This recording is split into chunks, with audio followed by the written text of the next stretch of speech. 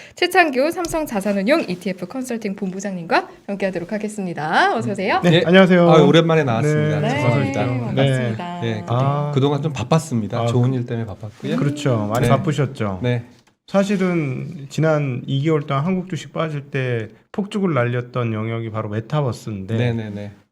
사실 따지고 보면 이 메타버스가 폭죽을 날린 거는 삼성자산운용을 위시한 메타버스 ETF 덕 아니겠습니까? 뭐 그렇게 생각해 주시면 감사한데요. 저도 한 가지 우려가 되는 게 메타버스라는 테마를 전면에 부각을 하다 보니까 네. 너무 또 테마에 대한 나쁜 인식, 음흠. 테마는 소멸적이고 금방 사라질 거다. 네. 지금은 뜨겁지만 언제 차가워질지 모른다라는 첫 번째 우려와 함께 또 작은 종목들이 좀 편입이 좀 되어 있었어요. 그러다 네네. 보니까 저희 ETF로 돈이 많이 들어왔고 음흠. 그러다 보니까 그 종목의 수급에 음흠. 저희 ETF가 좀 영향을 줬던 게 아닐까. 뭐 이런 영향을 또 준 것 같죠. 예, 그런 것들은 뭐 저희 입장에서는 어떻게 직접적으로 음. 말씀드리기가 좀 껄끄러운 부분들이 좀 있거든요. 그러면 네. 껄끄럽지만 그래도 그냥 네. 넘어갈 수 없기 때문에 우리 네. 시청자분들을 위해서 네. 돈이 얼마나 들어왔습니까? 저희가 처음에 설정된 사이즈가 좀 크게 설정을 했어요. 설정이란 말은 뭐냐면 LP, 리퀴더티 프로바이더들이 돈을 일단 집어넣게 쉽게 되고요. 얘기하면 자본금이 컸다. 네, 돈을 넣게 되고요. 저희는 돈을 넣으면 그 돈 갖고 ETF를 드립니다. 그렇지. 그 LP들한테 네. ETF를 드리고 이 돈이 초기에 대략 한 500억에서 800억 정도로 시작을 했는데요. 보통 100억, 200억이죠. 네, 100억, 200억이고 좀 크게 했을 때 한 500억 정도 네. 그 정도로 시작하는데 아마 어제 기준으로 뭐 저희 코덱스와 타이거가 3,500억을 돌파한 것으로 메타버스. 예, 나타나고 있기 때문에 그 사이에 뭐 개인 투자자들이 아니면은 뭐 은행을 필두로 한 뭐 기관 투자자들이 상당한 금액으로 사줬다 이렇게 좀 판단하고 있습니다. 500억에서 800억을 샀는데 메커니즘이라는 건 사람들이 더 사니까 그걸 이렇게 불어났다는 거죠. 네, 덩치가. 맞습니다. 예, 맞습니다. 그러니까 ETF로 돈이 들어오게 되면 이제 저희는 LP들한테는 AP들한테는 ETF를 주고 네. AP들은 그 ETF를 구성하는 종목들을 사서 저희한테 넘기게 돼 있거든요. 그러니까 메타버스에 메타버스 ETF가 시작된 이래로 메타버스와 관련된 주식에 네. 현금이 3,500억 꼽혔다. 네. 근데 뭐 초기에 시딩 자금 빼면은 뭐 그 정도는 아니겠죠. 그러니까 예. 어쨌든 추가적으로 한 2,500억 정도 해서 2,700억 자금에 돈이 들어가니까 네. 그만큼 매수세가 형성된 거죠. 네, 맞습니다. 그래서 저희는 뭐 선순환 구도라고 표현을 하고 있고요. 음. 그래서 이제 오늘 방송에도 말씀드릴 내용이 제가 이제 이런 메타버스와 같은 ETF 관련된 내용들을 네. 뜬금없이 갑자기 어느 순간 얘기 드린 건 아니었거든요. 그렇죠. 뭐 이 방송을 보시는 시청자분들은 기억하시겠지만 지난 9월달 급락장 때 제가 탄소 배출권 선물 ETF 얘기를 드렸었고요. 맞아요. 네. 그리고 곧 4개 운용사에서 메타버스 ETF가 나옵니다. 메타버스가 그때 당시만 해도 좀 약간 이게 되겠어라는 테마였거든요. 네. 근데 제가 그 자리에서 뭐라고 얘기했냐면 저 같은 사람들이 증권사를 버리고 운용사를 가서 ETF를 왜 세일즈 하겠냐, 이런 신상품이 나오거나 할 때 강력하게 마케팅을 하기 위해서 제가 온 거다. 네. 그런 말씀을 드리면서 메타버스가 또 하나의 중요한 투자 테마가 될 수 있다라고 좀 강조드린 바 있거든요. 네. 그래서 뭐 그런 것들을 한번 떠올리시면 좋을 것 같고요. 오늘 이 자리에서도 말씀드릴 게 최근에 신규 상장된 ETF들을 좀 갖고 왔어요. 그래서 네. 제가 분명히 말씀드리는 것은 그 ETF를 사십시오라고 말씀드리는 건 아니고요. 이런 ETF가 상장됐으니 이 ETF를 왜 만들었을까? 그리고 어떤 투자 트렌드라는 컨셉을 잡았을까? 뭐 예를 들어서 이따가 말미에 말씀드리겠지만 하나로라는 NH 아문디의 ETF 브랜드에서 골프 ETF가 나왔거든요. 네. 흥미롭네요. 골프 산업 ETF죠. 그만큼 골프라는 산업이 커졌고 펀더멘탈이 나오기 시작했고 드디어 한국 사람들이 뭐 코로나 시대의 영향인지 모르겠지만 골프라는 레저를 즐기기 시작했다라는 거죠. 네. 그러면 이 상품이 나와서 우리나라의 레저 산업이라든지 아니면 스포츠라든지 아니면 아웃도어라든지 뭐 예. 이런 쪽 시장이 그만큼 커졌다라는 것을 증명하는 요소거든요. 네. 그래서 제가 강조드리는 부분은 하나로 골프 ETF를 사주십시오라는 게 아니라 이 상품이 나올 정도로 관련된 산업의 성숙도가 올라갔다. 그러면 맛보기로 지금 좀 말씀을 해주셨는데 최근 네. 상장된 ETF가 네. 뭐가 있는지를 저희가 좀 보고 트렌드를 좀 한번 같이 읽어볼게요. 네, 제가 서두에서 너무 말이 길었는지 예, 다시 한번 좋았습니다. 아닙니다. 정리해가지고요. 네. 네, 제가 준비해놓은 장표 잠깐 보시겠습니다. 네, 첫 번째 장표는 사진입니다. 네. 네, 혹시 제가 뭐 언론사에 떠 있는 사진을 갖고 오다 보니까 사이즈가 좀 이상한데요. 혹시 그 좌에서 왼쪽에서 두 번째 계신 분이 누군지 혹시 아시겠습니까? 너무 설명이 잘 써져 있는데요. 네네네. 존리 메리츠 자산운용 대표. 네. 그래서 왼쪽에서 두 번째 이렇게 딱 써 있습니다. 텍스트에. 그리고 네. 오른쪽에 왼쪽에서 세 번째 계신 분이 강방천 SF+ 자산운용 회장님이시죠. 네. 자, 이 두 분 사진을 왜 갖고 왔냐? 뜬금없이 왜 갖고 왔냐? 이 두 분이 제가 몸담고 있는 패시브를 엄청 싫어하시던 분들이었어요. 네, 심지어 그랬군요. 뭐 SF+ 강방천 회장님께서는 삼성전자 안 산다고 하셨었죠. 네, ETF 네. 같은 상품은 음. 정말 좋지 않은 상품이다라고 말씀을 하실 정도로 패시브 상품들을 그렇게 달가워하지 않으셨던 두 분인데요. 이 두 분이 또 공교롭게도 같은 날 액티브 ETF라는 ETF 상품을 나란히 상장을 하셨어요. 네. 네, 그래서 이 사진에서 얻을 수 있는 시사점은 야 패시브가 드디어 이겼어, 액티브를 이겼어, 뭐 이런 자축을 하려는 건 아니고요. 이제는 ETF라는 비클이 중요한 금융 소비자들을 땡겨올 수 있는 채널이 됐다라는 뜻이에요. 네. 예, 한국에서는 이런 금융 소비자들을 땡겨올 수 있는 채널들이 과거에는 뭐 각도기님이 몸담고 있는 증권사에서 판매하고 있는 판매 채널, 또는 뭐 퇴직연금 같은 경우에는 뭐 보험사라든지 은행에서 뭐 우리가 접근을 할 수 있었지 않습니까? 예, 그러다 보니까 네. ETF처럼 실시간 매매가 안 되는 채널들이 몇 개 있었거든요. 그렇죠. 네. 네. 아마 존리 회장님께서도 이 방송에 나오셔가지고 뭐 채널 때문에 네. ETF를 상장했다라는 말씀을 하신 게 기억이 나는데요. 네. 결국은 ETF라는 상품이 이런 금융 소비자들한테는 매력적인 채널이 됐고 네. 또 실시간 매매라든지 투명성이라든지 또 저렴한 운용 보수라든지 이런 강점들이 부각됐다. 네. 드디어 이분들도 그 점을 인정했다. 네. 저는 그렇게 좀 생각을 하고 있습니다. ETF도 사실은 펀드죠. 마지막 F가 펀드란 네, 뜻이고. 맞습니다. 상장된 인덱스 펀드죠. 근데 대체적으로 그 수수료는 굉장히 기존 우리가 하는 주식형 펀드에 비해서는 굉장히 싼 네. 구조를 가지고 있고. 네. 근데 세금은 어떻게 됩니까, 그러면? 세금은 그 주식형 ETF 같은 경우에는 비과세입니다. 네, 양도도 비과세고요. 네. 네, 그리고 그 거래세도 면제인 상품입니다. 예를 들어서 뭐 증권 ETF 같은 경우는 배당도 꽤 주잖아요. 네, 배당에서 발생하는 분배금만 네. 저희는 분배금이라고 표현하는데 예. 그것만 15.4% 세금이 발생합니다. 분배금에 대해서는 네네네. 발생한다. 그러니까 네네네. 보통 그 ETF가 증권 예를 들어 은행이나 증권 이렇게 배당을 많이 주는 업종에 주식을 샀으면 네. 거기로부터 그 주식으로부터 배당을 받죠. 네. 그 기업으로 배당을 받으면 그거를 분배금이라는 이름으로 일반인한테 주고 네. 거기에 대해서는 15.4% 붙는다. 네, 맞습니다. 네. 종합과세에 다 포함되나요? 종합과세는 아마 포함되지 않을 걸로 알고 있습니다. 그 부분은 제가 한번 확인해서 네. 말씀드리도록 하겠습니다. 네. 예. 네. 네. 그러면 최근 상장 신규 ETF 다시 네. 짚어볼게요. 네. 네, 그래서 이제 제가 한 가지 또 좀 약간 의아했다라고 생각하는 게 뭐냐면은 액티브 펀드의 대명사인 두 분을 왜 같은 날 나란히 상장을 시켜주셨을까? 신기했어요. 예. 네. 저도 이게 참 뭐 제가 거래소가 아니기 때문에 뭐 이게 좀 약간 좀 신기하긴 했었는데요. 결국은 좀 형평성?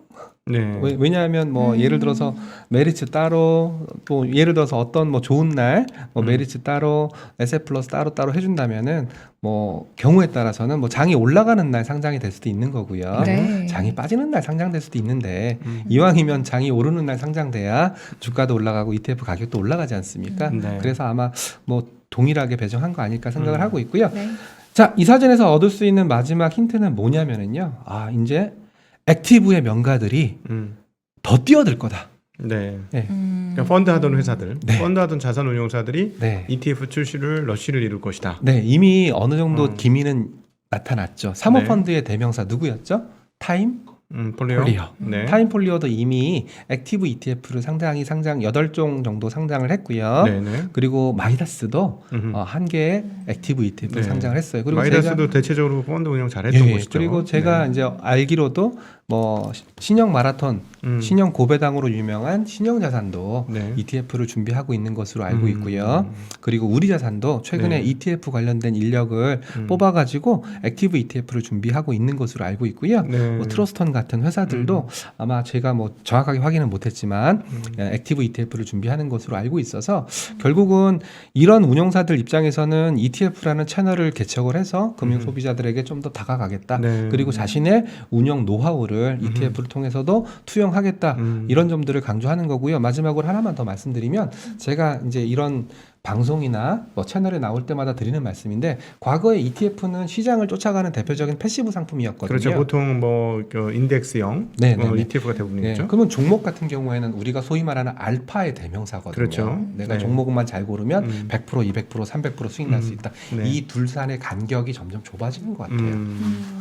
네. 그러니까 결국 뭐 반신반인처럼 네. 예, 만약에 ETF가 신이었고 종목이 인간이라면 이제는 둘의 합성 반신반인 이런 형태로 ETF가 진화하는 것 같다라는 생각을 좀 하고 있습니다. 무슨 네. 말이냐면 ETF가 갖고 있는 패시브 성격은 좀 더 낮아지고 네. 그리고 ETF가 갖추지 못했던 알파의 영역이 점점 커지는 듯 그런 느낌을 좀 받고 있습니다. 그게 액티브 ETF라는 네, 말씀이시죠? 그게 바로 액티브 ETF고요. 실제로 액티브 ETF란 이름을 달지 않더라도 최근에 출시되는 ETF들을 보면은 이게 액티브야? 이게 패시브야? 뭐 이런 약간 아리까리한 아니, 경계선상에 있는 상품들이 하나 궁금한 게 액티브가 갑자기 미친 듯이 많이 나오는데 네. 액티브가 기존에는 못 나오게 하다가 이걸 허용해 준 건가요?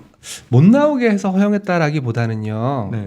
ETF 시장에 대한 선입관이 좀 사라진 것 같아요. 어떤 네. 선입견이죠? ETF는 말 그대로 패시브야. 야, 내가 존심이 있지. 어떻게 미국장 쫓아가는 ETF를 뭐하러 만들겠어? 나는 내가 종목을 얼마나 잘 보는데 내가 너보다는 잘 보니까 나는 S&P 500보다는 이길 수 있어. 코스피 200보다는 이길 수 있어. 네. 뭐 이런 좀 선입관, 자존심 아니면 본인들의 능력치 이런 것들이 복합적으로 ETF에 대한 편견을 만들었던 것 같아요. 근데 네. 그 편견이 점점 사라졌고 제가 방금 설명드린 것처럼 ETF도 약간 얼터너티브가 되면서 약간 공모형 펀드 같기도 하면서 테마형 펀드 같기도 하면서 섹터 펀드 같기도 하면서 이런 식으로 진화를 하다 보니까 이제는 ETF를 통해서 해볼만 하구나라고 생각을 하신 것 같고 네. 그리고 존리 회장님 말씀하신 것처럼 퇴직연금에서는 굉장히 많은 사람들이 미래에셋 증권이나 NH증권이나 증권사로 떠났어요. 어디서? 은행이나 보험사에서. 네. 왜 떠났냐 물어봤더니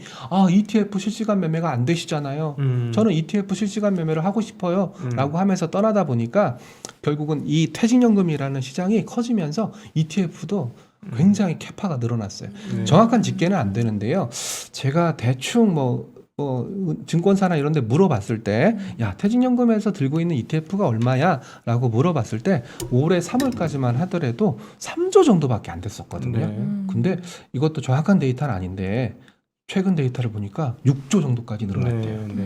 퇴직연금에서 들고 있는 ETF가. 근데 이틀 전에 하나은행에서 뭐라고 발표했죠? 하나은행 퇴직연금에서 ETF 매매 가능하게 하겠다. 하겠다. 은행들도 이제 ETF 매매를 하게 되면 예. 그거는 사실은 주식시장 전체에 대해서는 굉장히 선순환 흐름인 거죠. 네네네네. ETF를 사는 순간 네. 주식을 사는 거나 마찬가지니까. 네, 방금 제가 설명드린 것처럼 은행 퇴직연금 담당자들은 너무 마음이 아팠어요. 모든 고객들이 나 ETF 실시간 매매 하고 싶어라고 얘기하면서 증권사나 이런 데로 떠나버렸거든요. 그러니까 네. 그들을 잡기 위해서 어쩔 수 없이 내린 선택이 아닐까 네. 저는 그렇게 생각을 하고 있고 결국은 우리나라에서 바게닝 파워, 채널 파워가 가장 좋은 금융회사가 은행이죠. 은행이죠. 네. 근데 은행에서 ETF, 은행 퇴직연금에서 ETF 매매가 가능해졌다. 그 말인즉슨 ETF 시장은 조금 더 커질 네. 거다. 사실은 그게 어떻게 보면 내년도 주식시장에 사람들이 지금 계산하지 않고 있는 가장 큰 핵심적인 키워드가 될 수도 있겠습니다. 네, 그래서 이제 네. 제가 이제 이 방송에 나오는 이유도 제가 뭐 코덱스 상품을 선전하기 위해서 나오는 건 아니고 제가 말씀드렸지 않습니까? 이런 상품이 나올 겁니다. 이런 유의 ETF들이 나올 거니까 이런 테마와 관련된 종목을 미리 공부하십시오. 제가 종목까지 가르쳐드리면 그건 컨퍼런스 위반입니다. 여기 이 방송을 보시는 시청자분들이 그 제가 테마나 아니면 어떤 뉘앙스로 어떤 상품을 준비하고 있다라고 말씀을 드린다면 네. 분명히 이 방송을 보시는 똑똑한 시청자분들께서는 그러면은 요런 종목들이 여기에 해당되겠구나. 뭐 그 부분까지 제가 말씀드릴 수 있는 건 아니거든요. 네. 그러면 이런 게 뭐가 나오는지 네. 지금부터 한번 볼게요. 예, 이제 뭐가 나왔는지부터 먼저 보시죠. 네, 예, 네, 예. 음, 자, 먼저 메리츠 자산운용 11월 16일에 신규 ETF, 액티브 ETF죠. 두 종이 나왔고요. 아마 이 방송을 보시는 이 채널을 보시는 시청자분들이라면 기억나실 거예요. 존리 사장님, 대표님께서 뭐 상장하기 이틀 전에 방송에 나와서 말씀 주신 걸로 알고 있고요. 네. 참고로 앞에 마스터가 붙었는데 아마 마스터가 뭐야? 뭐 우리 군대에서 먹던 마스터야? 뭐 이렇게 재미없나요? 제 유머가 요 정도 좀 수준입니다. 마스타예요. 예, 마스타. 예, 예. 네. 자, 참 안타깝네요. 여기서 딱 빵 네. 터져드렸어야 되는데 제가 네. 군대에 대한 지식이 없어서. 그저 마스타 뭔지 모르시죠? 뭐 깡통이에요. 깡통. 아, 그래요? 넥타라고 부르는 칼로 구멍 뚫어서 마시는 음료수를 네. 지금 그렇구나. 나이를 지금 드러내신 거예요. 언제 네, 그런 네. 생각을 하셨어요? 제가 네. NH증권 있을 때는 애들이 이런 유머 하면 빵 터졌는데 네. 삼성자산 가서 얘기하니까 안 터지더라고요. 네. 네. 그래서 기업 세대가 문화가 조금, 네. 기업 문화가 참 다르구나. 자, 네이밍부터 이해를 하셔야 되고요. 모든 네. ETF는 네이밍 방법이 있습니다. 중간에 첫 번째 들어가는 단어는 각 운용사의 ETF 브랜드명이 들어가고요. 블랙락의 아이쉐어스, 뱅가드의 뱅가드 이런 것들이 ETF의 브랜드명이고요. 삼성자산은 코덱스, 미래자산은 타이거, 그리고 메리츠자산은 마스터라는 브랜드를 쓰고 있다라고 생각하시면 되고요. 브랜드를 안 쓰는 운용사도 있습니다. 타임폴리오는 타임폴리오. 그리고 에셋플러스는 에셋플러스. 왜냐하면 우리는 우리 회사 이름이 브랜드다라고 생각을 하셔가지고 네. 그런 이름을 지은 게 아닐까 생각을 하고 있습니다. 네. 네. 그리고 액티브 ETF는 약간 예외인데요. 중간에 들어가는 단어는 패시브 ETF라면 지수명이 들어가야 됩니다. 네. 그래서 가끔 가다가 우리가 중간에 FN이 들어가는 그런 ETF들을 접하실 수 있는데요. FN이 들어가는 말의 의미는 FN 가이드. 네. 아시죠? 우리 데이터 네. 정보하는 FN 가이드가 우리나라의 민간 지수 사업자 중에서는 1등이거든요. 네. 거래소가 전체 지수 사업자 중에서는 1등이고요. FN 가이드가 2등인데 패시브 ETF라면 중간에 그 지수명이 들어가야 됩니다. 네. 그래서 아마 이 방송 보시는 시청자분들 많이 사셨던 타이거, 차이나 전기차 그 뒤에 뭐가 들어가는지 혹시 기억나시나요? 아니요. 솔렉티브라는 이름이 들어갑니다. 음. 솔렉티브가 독일 회사거든요. 독일에 네. 있는 지수 회사거든요. 아무래도 중국에 있는 전기차 회사는 우리가 리서치하기가 어렵다 보니까 네. 그 지수는 이제 독일에 있는 지수 사업자가 만들어준 거고요. 네. 액티브 ETF는 지수명을 넣을 필요는 없습니다. 액티브 ETF는 지수명을 넣을 필요는 없고요. 그치만 이 ETF를 나타내는 컨셉을 넣어야 되기 때문에 테크, 미디어, 텔레콤 저희는 TMT라고 부르는데요. 네. 요거를 첫 번째 액티브 ETF로 가지고 왔고요. 그리고 네. 액티브 ETF는 항상 말미에 액티브라는 말을 넣어서 이것은 기준이 되는 참고 지수와 코릴레이션 0.7 이상을 유지하는 액티브 형태의 주식형 ETF다라는 것을 나타내게 되어 있습니다. 네. 지금 밑에 있는 핵심 종목들을 보면서 아마 지금 시청자분들께서 이렇게 얘기하실 수도 있겠어요. 왜냐하면 최근에 저 주식들이 주가가 대체적으로 좋았거든요. 근데 저번에도 나와서 말씀해 주신 것 같은데 이제 이런 ETF들에서 핵심 종목으로 겹치는 것들 조금 네. 잘 포인트로 짚어서 보면 좋겠다라는 말씀해 주신 게 기억이 나거든요. 네. 그거랑 좀 결이 맞을 것 같아요. 네, 그래서 뭐 그때도 메타버스 ETF를 좀 약간 안 좋게 보시면서 왜냐하면 일종의 테마니까 또 네. 유행이니까 안 좋게 네. 보시면서 테크, 미디어, 텔레콤 같은 좀 연속성이 있고 뭐 기업의 안정성이 보강되는 그런 쪽으로 먼저 잡았고 그리고 젊은 세대 소비 또 온라인 소비 뭐 이런 쪽에 포커스를 맞춰서 뭐 스마트 커머스라는 뭐 두 종의 ETF를 만들어내셨다라고 말씀을 하신 게 기억이 나는데요. 저는 이거 보면서 좀 약간 인상적이었던 게 네. 테크, 미디어, 텔레콤 뭐 이렇게 표현을 해서 그럴지 모르겠지만 어떻게 보면 약간 고배당 성향이 좀 있는 것 같기도 하고요. 왜냐하면 삼성전자가 보통주를 안 담고 우선주를 담으셨거든요. 네네. 예, 우선주를 왜 보통주를 안 담고 우선주를 담았을까? 뭐 삼성전자 좋은 건 누구나 다 아는 부분이지 않습니까? 네. 우선주는 보통주보다 배당을 더 주기 때문에 네. 이 컨셉은 뭐 기업의 그런 컨셉도 있지만 약간 고배당 컨셉도 네. 좀 가미를 해서 좀 끌고 나가는 그럴 수 있겠네요. 예, 오늘 사서 네. 내일 팔고 우리가 우선주를 오늘 사서 내일 파는 경우가 있을까요? 보통 간직하고 있죠. 예, 배당금을 우선주는 위해서. 마치 맥쿼리 네. 인프라처럼 우선주는 그냥 꾸준히 갖고 가는 컨셉이지 않습니까? 네. 저는 좀 그런 컨셉으로 좀 해석을 했습니다. 네. 지금 메리츠 자산운용 신규 상장 ETF 이야기를 하고 있는데 아까 잠깐 말씀을 해주시긴 하셨는데 존리 대표님이 인포맥스 라이브 나와 주셨었잖아요. 네, 네, 네. 액티브 ETF 관련해서 좀 네. 몇 가지 말씀을 해주셨는데 네. 패시브 입장에서 어떻게 보셨는지 좀 여쭤보고 싶기도 하고요. 저는 네. 아쉬웠던 부분도 있었고요. 네. 좋았던 부분도 있었는데 아쉬웠던 부분은 왜 액티브 ETF 만드셨어요? 퇴직연금에 들어가려고요. 퇴직연금 채널에 우리 상품을 넣으려고요. 그게 너무 아쉬웠어요. 왜냐하면 퇴직연금에는 제가 아는 범위 내에서 말씀드리면 펀드도 투자를 할 수가 있죠. 펀드 예, 할 예. 수 있는데요. 예. 제가 이제 퇴직연금 운용 규모가 좀 되다 보니까 보면 네. 라인업 안 돼 있는 경우도 아, 많이 라인업. 있긴 해요. 네. 예, 그 부분은 저는 조금 이해는 되는 부분인데 네. 예, 오히려 저는 조금 아쉬운 부분이 펀드 하시던 분들이 다 ETF 넘어오면 펀드는 누가 지키나 네네네. 하는 생각이 좀 들어요 지금. 네네네. 음. 네. 그리고 또 한 가지 아쉬웠던 게 ETF를 너무 쉽게 보신다. ETF는 아까도 제가 방송 전에 각도기님한테 말씀을 드렸는데 524개 ETF가 상장되어 있어요. 와, 우리나라의 524개? 상장 주식 수가 2,400개쯤 돼요. 그렇군요. 네. 근데 그걸 대상으로 만들어진 ETF가 500개예요. 네. 물론 뭐 아. 해외형도 있고 네. 원자재형도 있으니까 네네. 전부 다 대상으로 한다고 너무 ETF 시장을 쉽게 보신 거 아닐까. 지금은 금융 소비자들이 너무나 똑똑해졌고 그리고 유동성이나 거래량 같은 게 뒷받침되지 않는다면 아무리 좋은 컨셉으로 ETF를 내더라도 팔리지가 않아요. 거래가 안 돼요. 네. 그럴 것 같아요. 네. 그런 ETF 시장에 그냥 너무 우리 걸 넣으면 금융 소비자들이 우리 걸 선택해 줄 거야.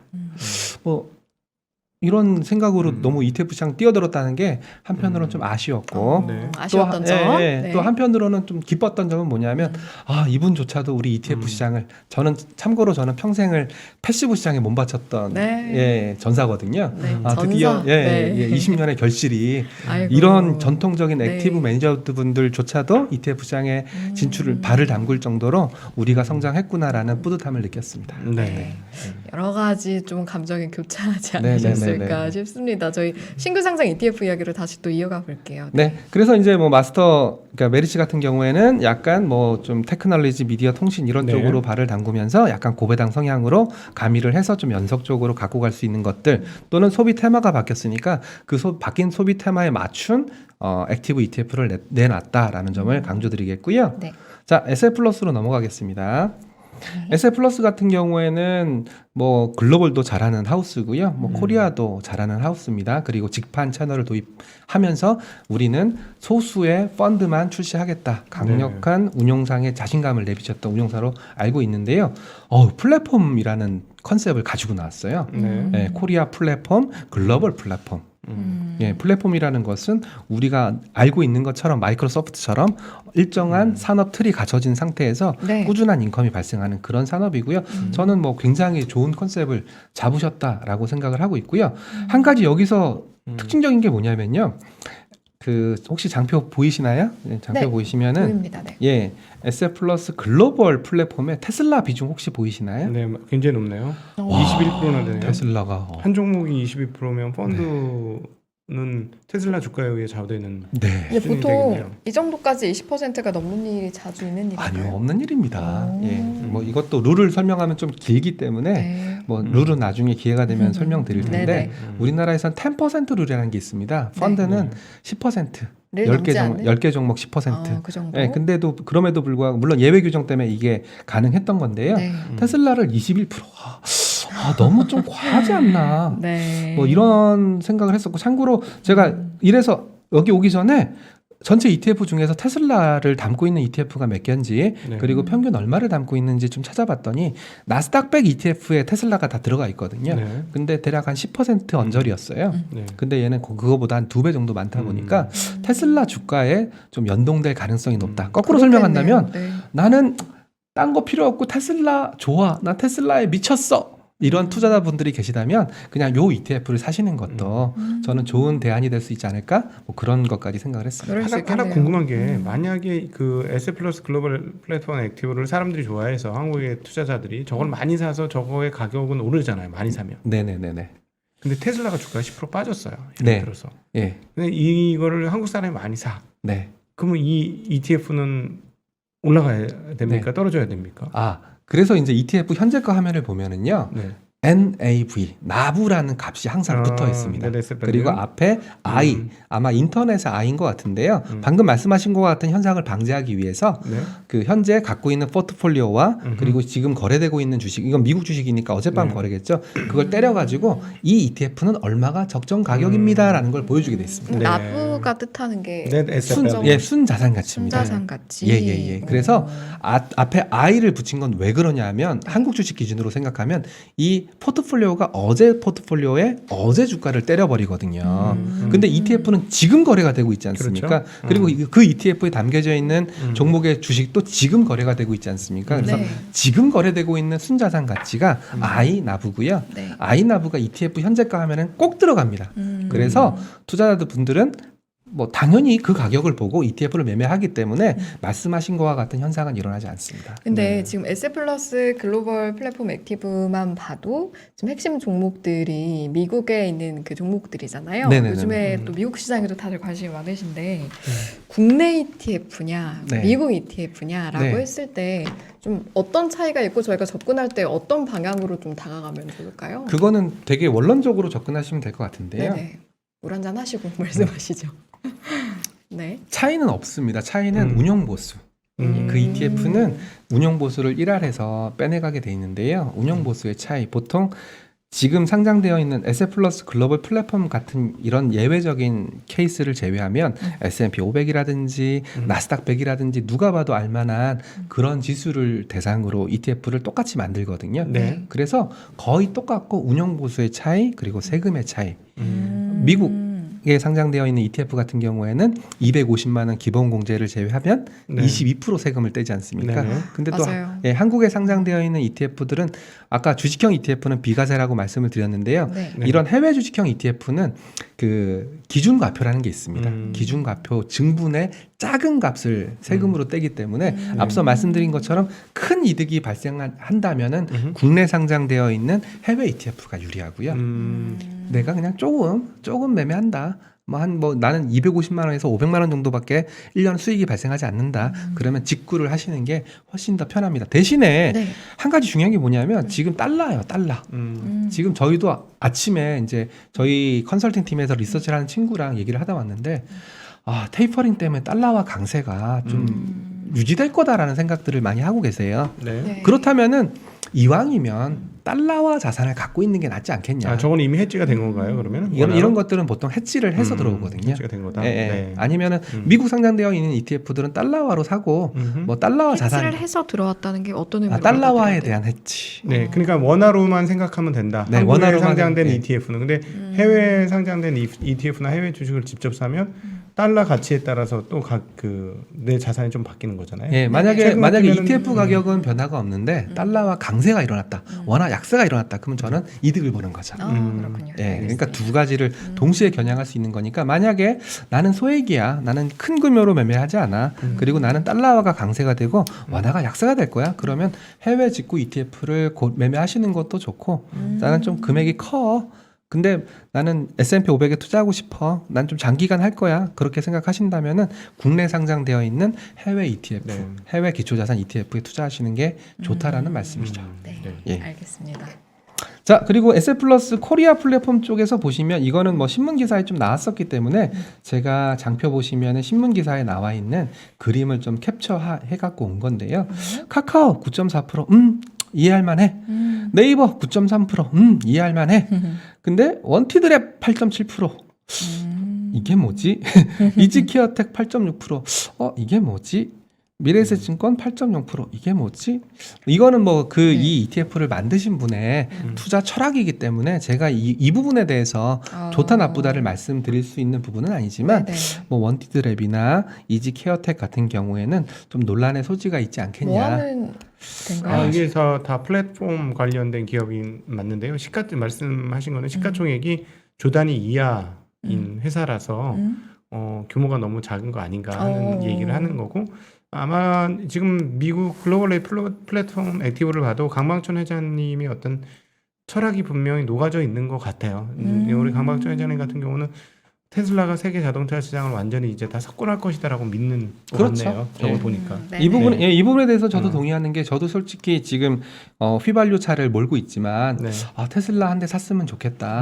한 대 사서 뭐 세컨카로 썼으면 좋겠다라는 네. 생각을 할 정도니까 저는 플랫폼이라는 비즈니스에 대해서는 저도 뭐 코덱스에 몸담고 있지만 네. S+의 생각에 대해서는 동의하고 있습니다. 네. 알겠습니다.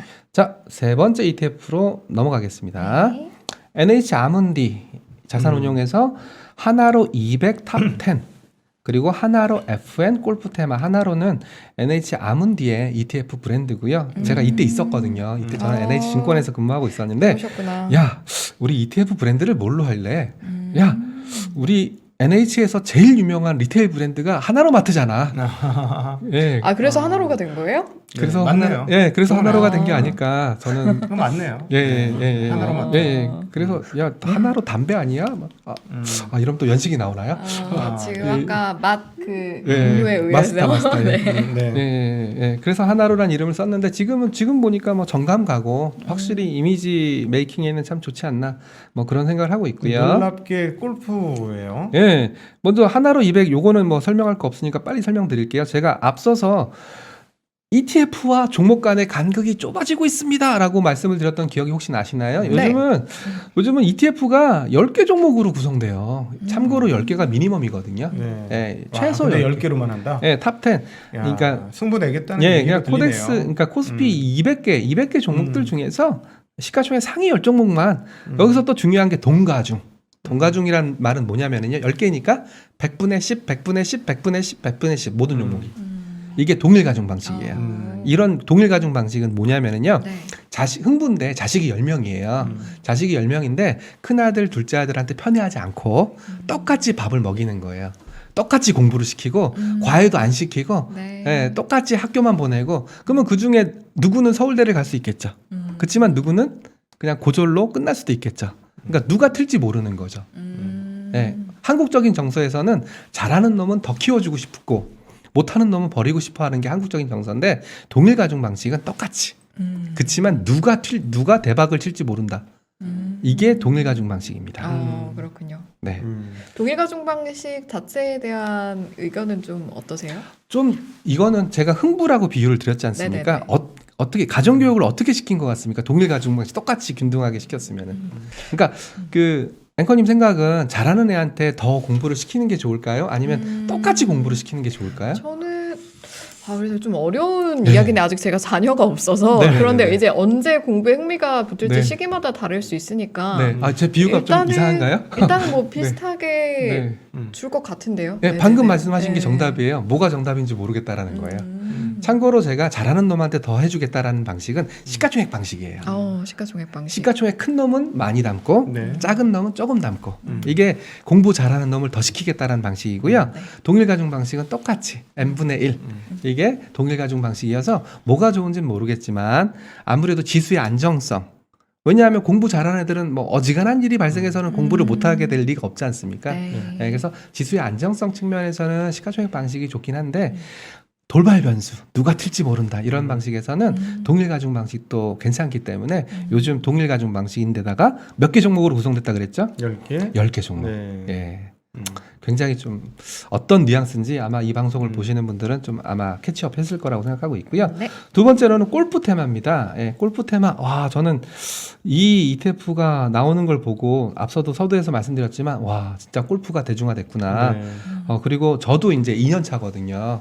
저도 이제 골프 친 지 2년 차인데 골프 2년 차시죠. 예, 저도 한 돈 1,000만 원 쓴 것 같아요. 올해만. 골프에만. 예. 와.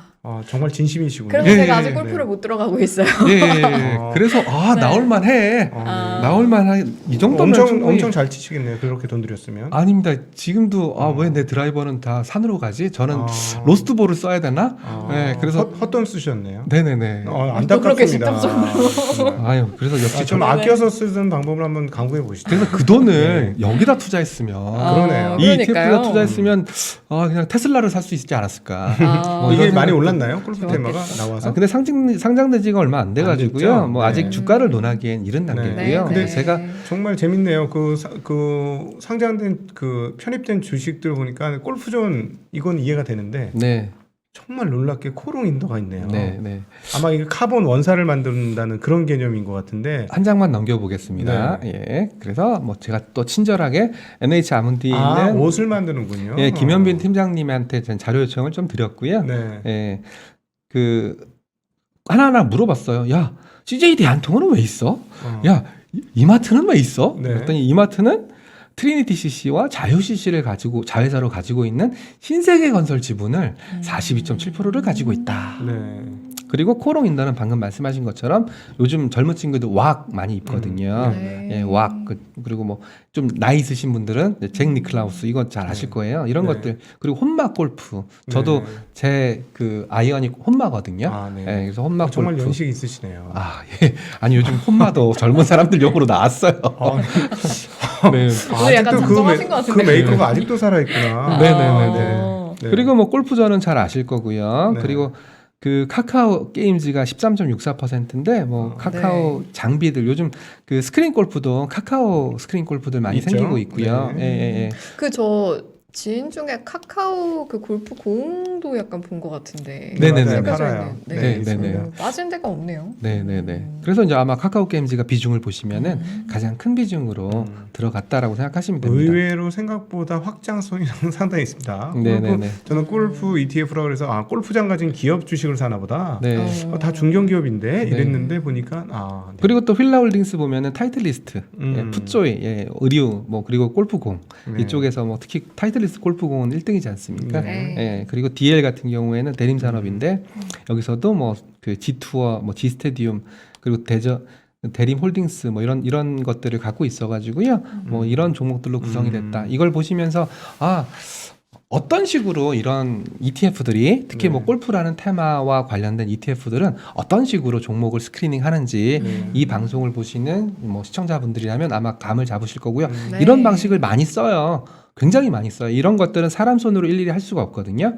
그래서 AI라든지 텍스트 마이닝이라든지 이런 방식을 쓰고 있고요. 제가 NH증권에 있을 때 지수 개발 사업을 잠깐 1년 정도 했었는데요. 그때는 딥서치라는 텍스트 마이닝 업체를 통해 가지고 그 회사가 뉴스를 뒤져주고요. 공시를 뒤져주고 사업 보고서를 뒤져가지고 아마 골프 메타버스 네. 아니면 VR 이런 관련성이 있는 단어들과 연관된 종목들을 계속 캐치업하는 방식을 쓰고 있습니다.